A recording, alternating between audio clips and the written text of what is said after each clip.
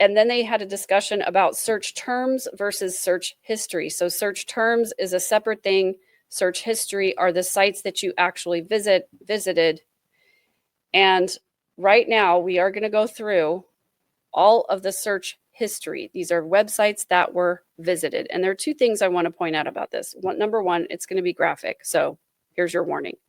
Number two is that some of these searches had less than a minute between them. So it was almost like he was clicking on the site, skimming it, and moving on to the next search result or something like that. These searches seem to be in very quick succession a lot of times, a little bit unhinged, off the deep end, and also, I don't know. I guess I'll give you my opinion after we talk about all the search history. But here we go. Are you ready? You're not ready. I promise you, you're not ready. But here we go anyway. All right. So we're going to start on January 1st. And then we're going to go back and look at some of the other search terms, because that's the way they presented it in court on the second day, which was Tuesday of this. So January 1st, 4:52 a.m., how to dispose of a body. And then within just a few, these are just within a few minutes of each other, so I'm not going to specify the time for each one. But the second search, the second website visited, how long until a body starts to smell? Next, how long from missing to inheritance? That was a Yahoo search.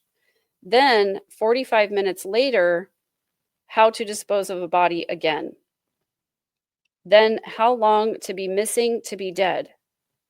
Then a search for somebody named Tishman Spire, which normally I would go do a deep dive on that, but I am not doing that because I'm a juror, and I've been told not to do any research on this case, and I've stayed away from social media posts about this case or videos about this case, haven't watched anything.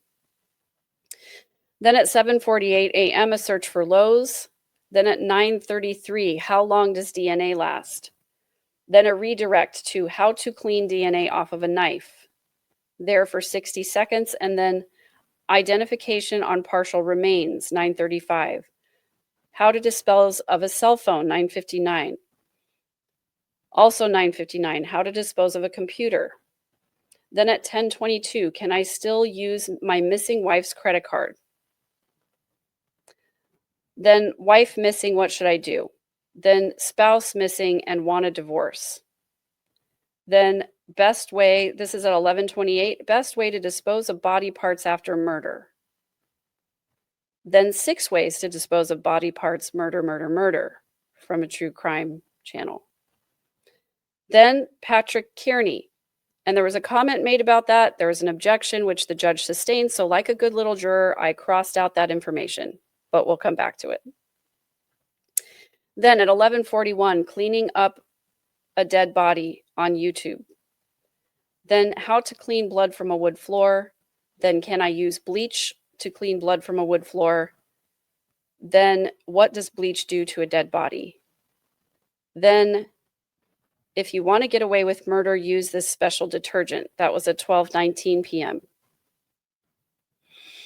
Then is it better to throw away crime scene clothes or wash them? Then how to use hydrogen peroxide on blood stains. Then how to clean blood stains with hydrogen peroxide. Then should I use hydrogen peroxide 8 on blood stains on concrete? Then can the FBI tell when you access your phone? Then can the dishwasher clean blood? That's at 1:52 p.m. Then is it possible for a knife to still be contaminated with HIV after being run through the dishwasher? Then on the 2nd of January, that all ended at 1:57 p.m. on the 1st. Then on the 2nd of January at 2 a.m., how to remove a SIM card from an iPhone. Then applesupport.com, how to switch or remove a SIM card. Then how to remove a hard drive from a laptop. Then at 5:24 a.m., TJ Maxx near me. Then at 10:23 a.m., how long do stores keep security footage? Then at 12:27 p.m., how to saw a body. Then how to dismember a body. Then hacksaw, is hacksaw the best tool to dismember a body? Then details of dismemberment in court trial. Then can you be charged with murder without a body? Then at 1247, murder conviction with no body. Then no corpse, no problem from a true crime channel. Then can you ID a body with broken teeth? Then how to dispose of body parts in the trash at 1:14 p.m. Then a couple of searches for apartment buildings or rentals at specific locations. Then at 1:28, what part of Massachusetts smells the best? Then at 7:09 p.m., big gap there, can you mix white vinegar to stop smells? So that ends the searches on the 2nd. Then on the 3rd at 1:55 a.m., can baking soda make a dead body smell good?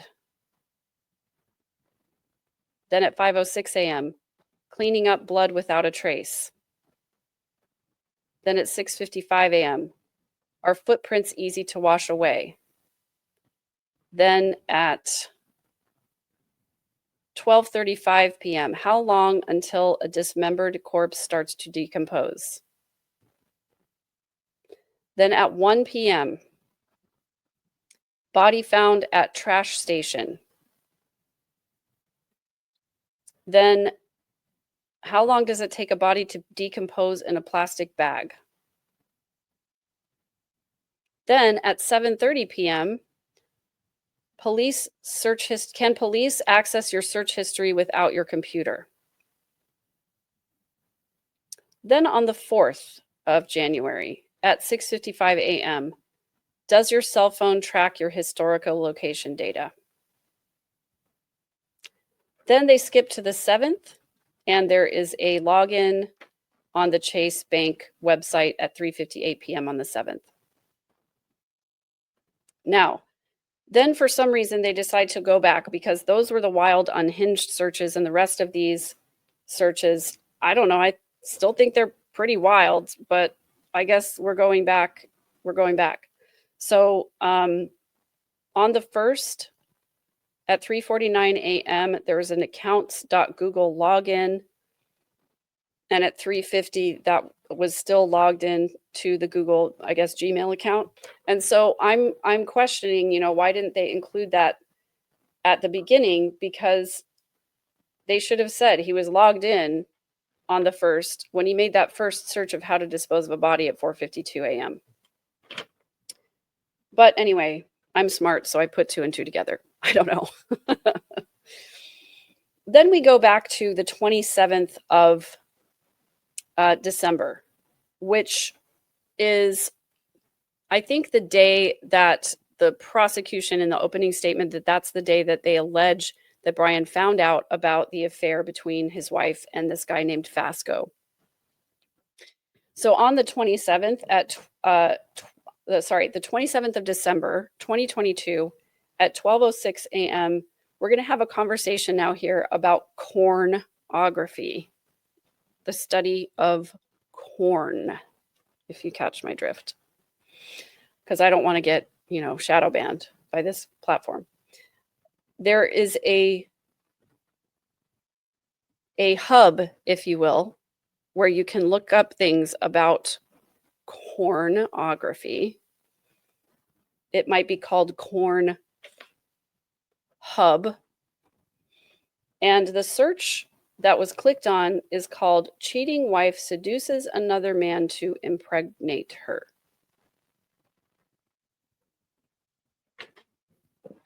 Then the next site that's visited is Chat with Miss B Live. And that's also on the same hub where they discuss cornography. And that search happens at 12:08. So that first one, 12:06, 2 minutes later, the next search And then we skip to the 27th, that same day, although that was in the middle of the night. Now we're at 8:33 p.m. Best divorce strategies for men. Best date to divorce for men. 5 best and worst dates to get a divorce. What? Like, what do you mean the actual date? Washington, D.C. divorce laws.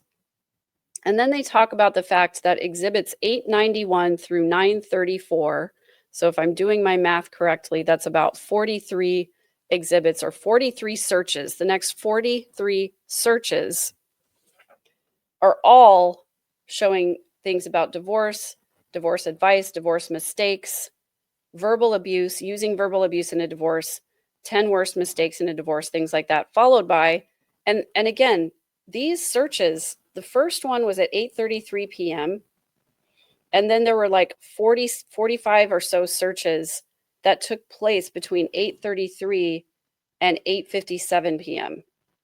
So it's like just click, click, click, just like over and over. And then a Chase credit card login at 8:57 p.m. Then on December 31st at 6:53 p.m., a search for free play poker or visiting a website, free play poker. Then we go to lunch, and after lunch, the prosecutor is able to bring in who Kearney was just by asking the question a different way. In his investigation, the trooper found out that Patrick Kearney was referred to as the trash bag killer, somebody who killed people and then put their dismembered bodies in trash bags. So that was part of that search history. Then they correct the date on the extraction. Then they have a discussion about the gray key, which if you followed the Lori Valade trial in Arizona, there was a lot of discussion about this gray key. So there's the Cellbrite extraction that comes out. It is downloaded in a format that is encrypted and unreadable unless you have the gray key. So there was a little discussion about that. Then they talk about the iPad mini that was given to the officers on the 7th of January by Brian with the password.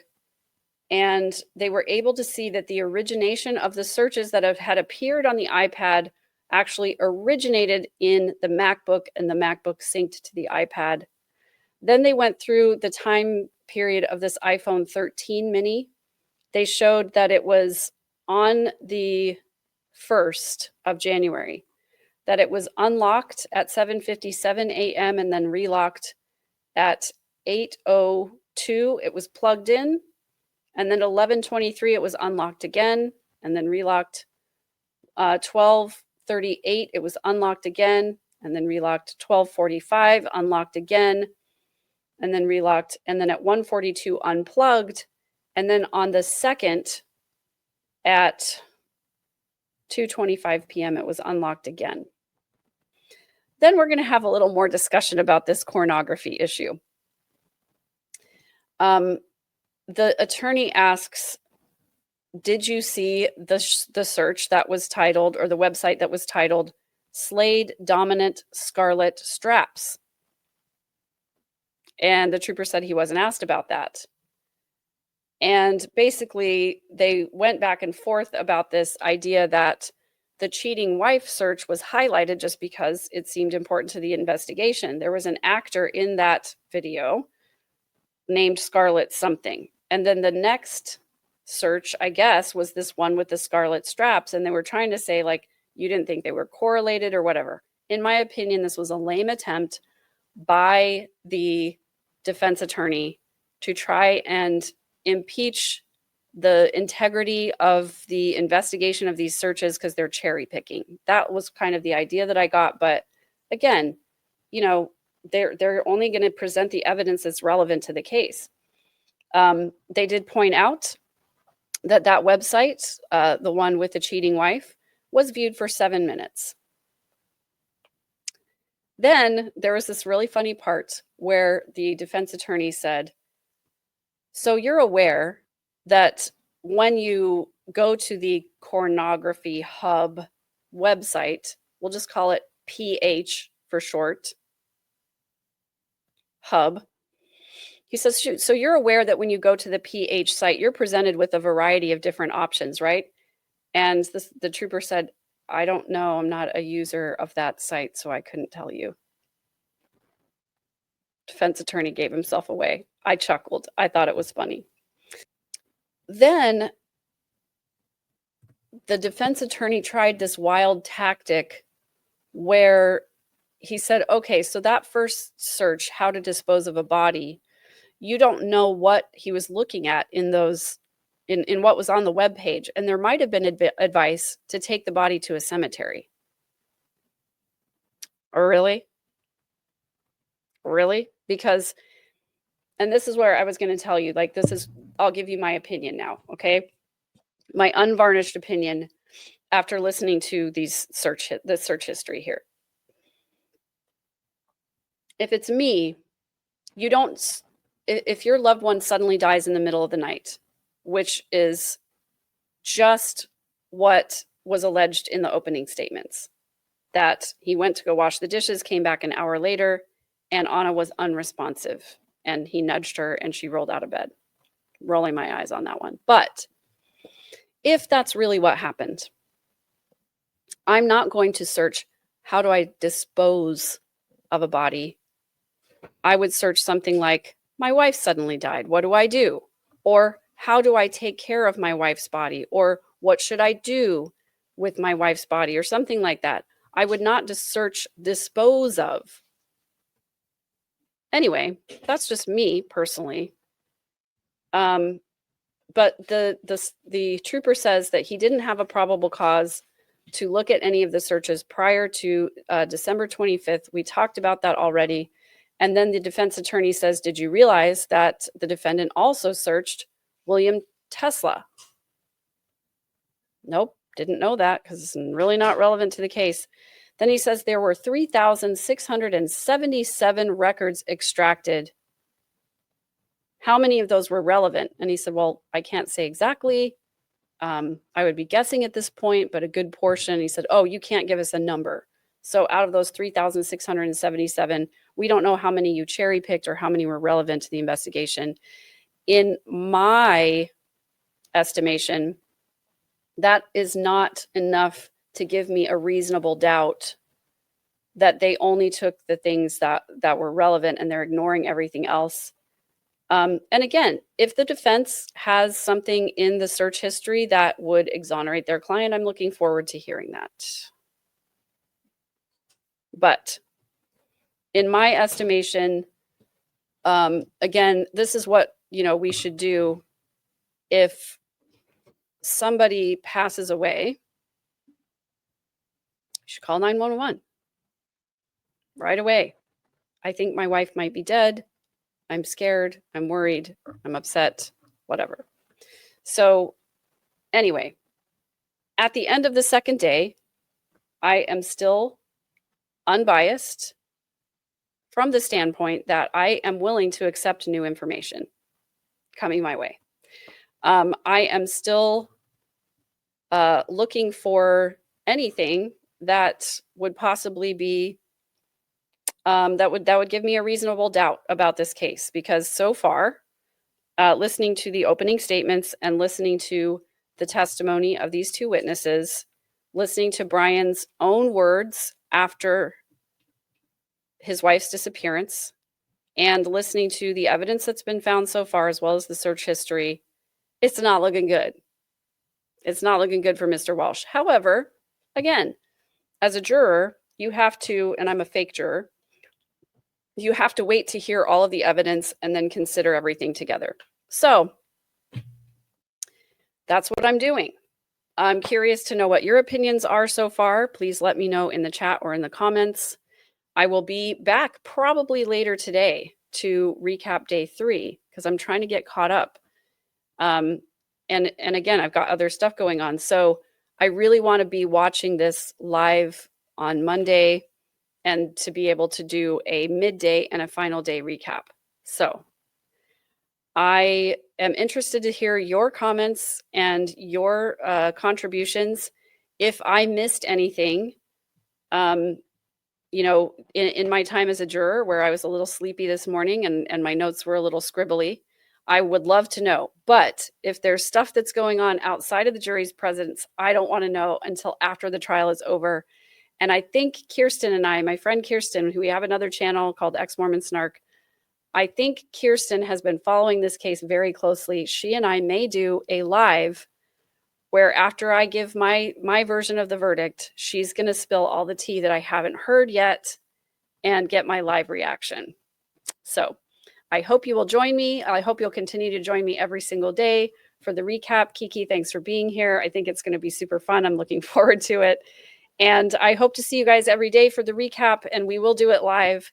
And I will probably have another recap for you later today. That's what I'm shooting for. So thanks for being here. Please leave your comments below. Please subscribe if you're not already. And I will talk to you again very soon. Take care of yourselves.